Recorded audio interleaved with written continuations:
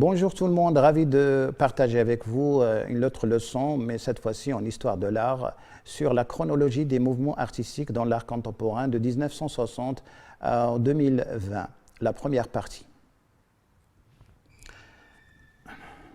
Tout mouvement, de quelque nature qu'il soit, est créateur. Donc, je vous propose cette citation afin de vous inspirer et pour vous donner plus d'envie à poursuivre ce cours avec nous. On va commencer avec l'art conceptuel qui est apparu dans les années 60, mais dont les origines remontent au ready-made de Marcel Deschamps au début du XXe siècle. L'art est défini non par les propriétés esthétiques des objets ou des œuvres, mais seulement par le concept ou l'idée de l'art. Un artiste représentatif du groupe, c'est Joseph Kosuth, que je vous propose, né le 31 janvier 1945 à Toledo, dans l'État américain de l'Ohio, et est un artiste américain, un des chefs de file de l'art conceptuel aux États-Unis, qu'il contribuait à lancer dans le milieu des années 60. Joseph Kosuth est l'auteur de l'article « L'art après la philosophie » de 1969 qui a marqué la théorie de l'art contemporain et qui peut valoir comme un manifeste de l'art conceptuel. Kosuth établit un certain nombre de distinctions entre la philosophie et la science, entre l'art et l'esthétique et entre l'analytique et la synthétique. À seulement 20 ans, Kosuth imagine cette œuvre qui annonce fondatrice de l'art conceptuel, un objet d'usage courant, une chaise en bois, et montrer entre sa définition issue de dictionnaire et sa photographie à l'échelle 1, l'installation expose alors trois représentations d'une même chose, trois approches distinctes et de la réalité d'un même objet. L'ensemble dépasse ainsi l'objet pour approcher le concept, une chaise idéale. On va passer au mouvement Flexus, qui est un mouvement apparu dans l'art contemporain, né dans les années 60, qui touche aussi bien les arts visuels que la musique, la littérature, la réalisation de concerts, d'events, la production de livres, de revues, la confection d'objets. Flexus participe au questionnement soulevé par les formes d'art qui voient le jour dans les années 60-70. Statut de l'œuvre d'art, rôle de l'artiste, place de l'art dans la société, notamment. L'humour et la dérision sont placés au centre de la démarche, participent à la définition de Flexus comme un non-mouvement produisant de l'anti-art, ou plutôt un art distraction. Ben, comme représentant du groupe, de son vrai nom, Benjamin Vautier, né le 18 juillet 1935 à Naples, est un artiste français d'origine suisse. Il acquiert une certaine notoriété auprès du public dès la fin des années 60.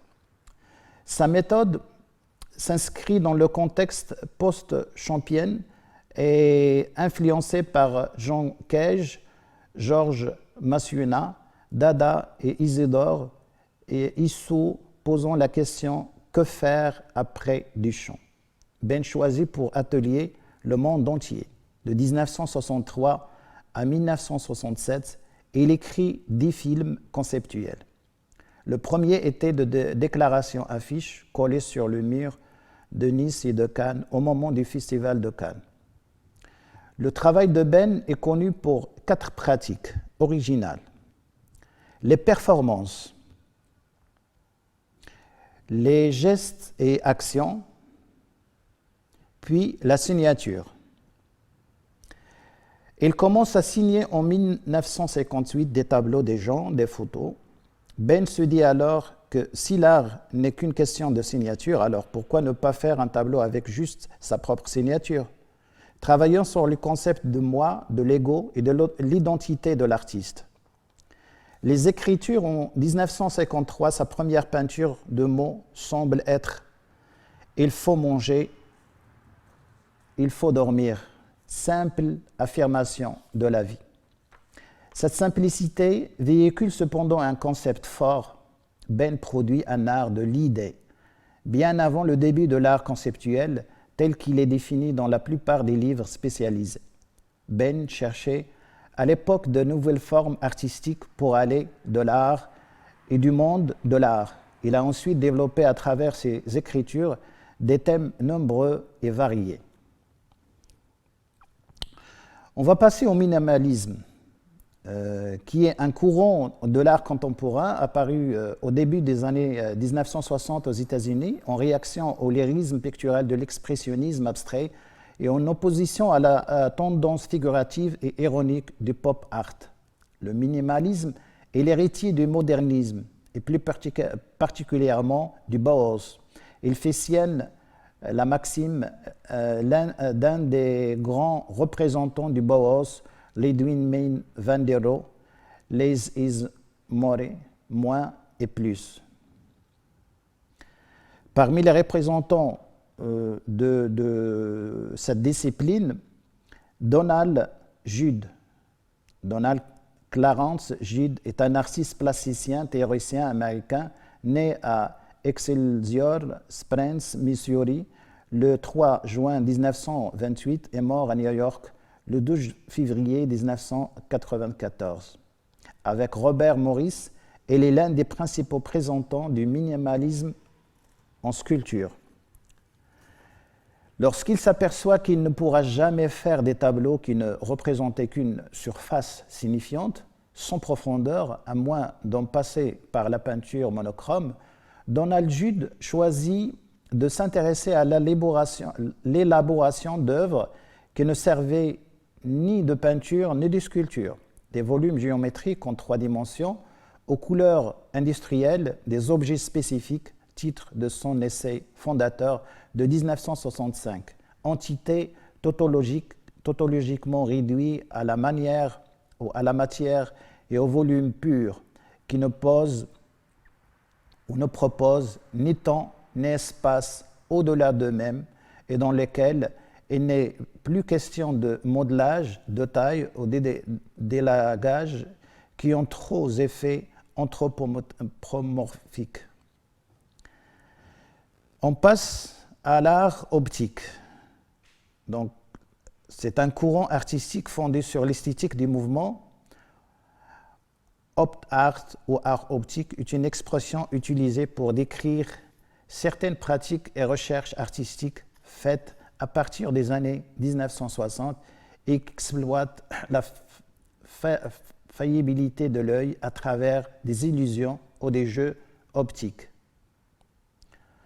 On peut voir dans l'art optique un mouvement purement décoratif, mais parce qu'il n'exprime ni ne représente rien, et parce qu'il est le fruit d'une construction strictement géométrique qui met l'artiste hors jeu, le tableau optique est du même ordre que les productions SAS ou BMPT. Parmi les artistes représentatifs du groupe, Jesús Rafael Soto, il est célèbre pour ses peintures et constructions jouant avec les effets d'optique. Artiste emblématique du mouvement Opt Art ou art cinétique, Soto a notamment exploré la question de l'implication des spectateurs dans l'œuvre avec des pénétrables. Ces objets sont des volumes virtuels installés dans l'espace qui semblent agir l'un sur l'autre avec leur environnement, nature, espace urbain, etc.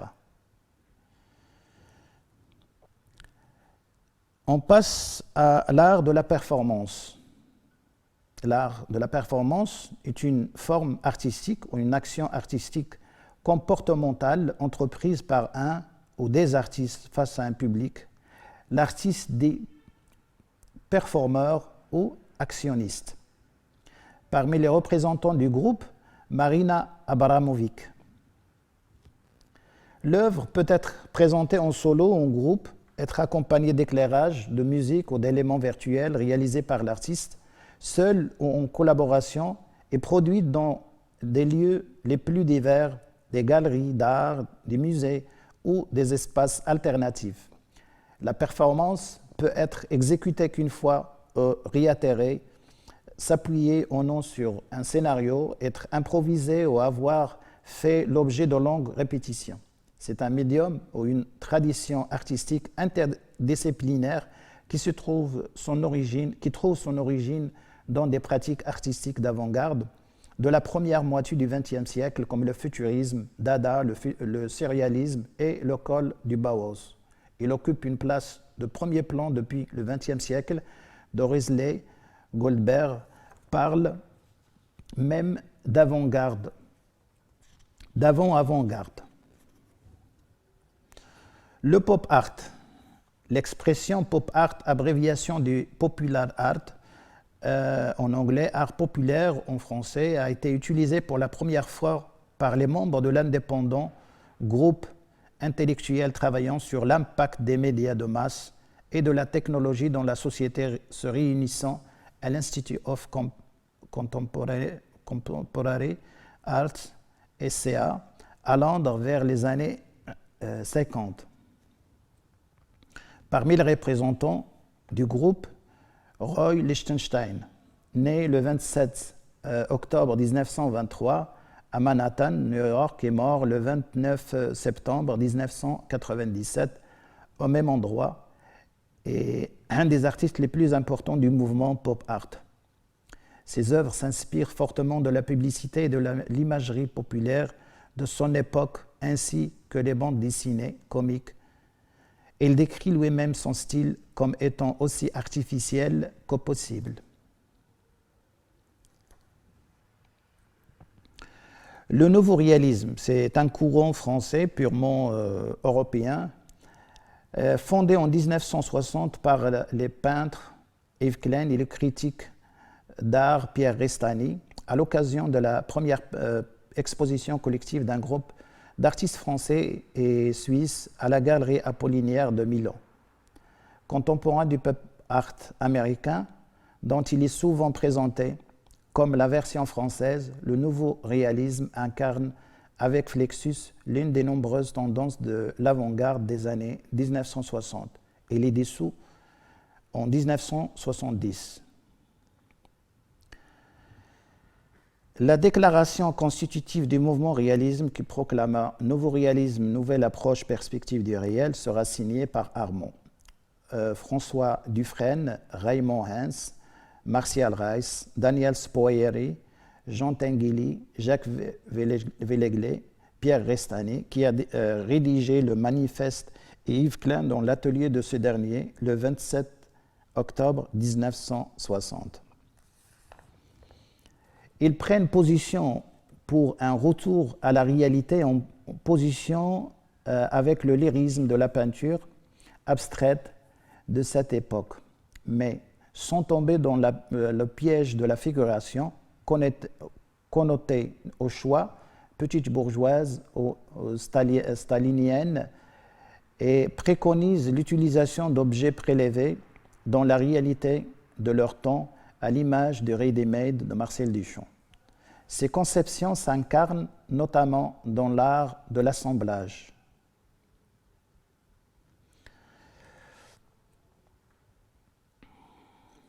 La combustion, l'accumulation d'éléments empruntés à la réalité quotidienne,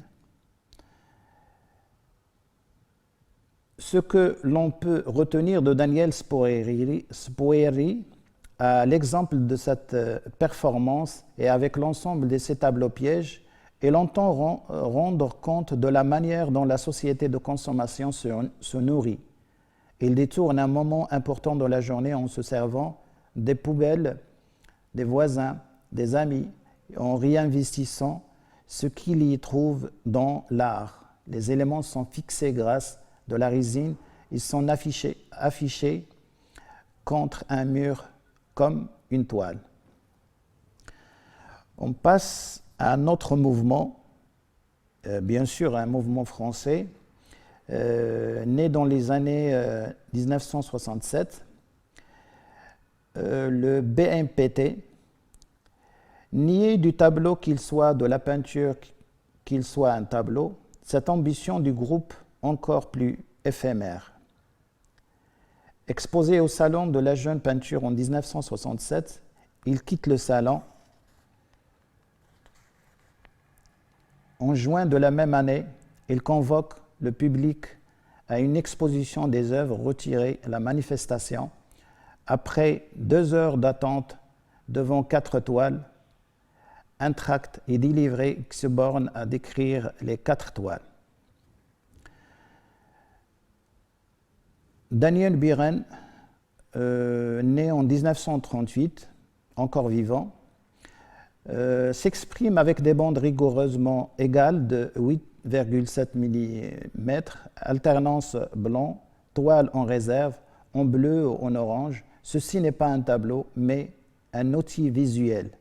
Il n'est pas fait pour être vu, mais pour être visible à un environnement. C'est à la fois donc un cache, un écran et un révélateur. Par contre, Olivier Mossé, il expose une toile de 100 cm sur 100, c'est-à-dire 1 mètre sur 1 mètre. Au centre, un anneau, toujours le même, de 15,5 cm de diamètre et de 3,5 cm d'épaisseur. Entre un objet, encore un objet qui n'est pas un tableau,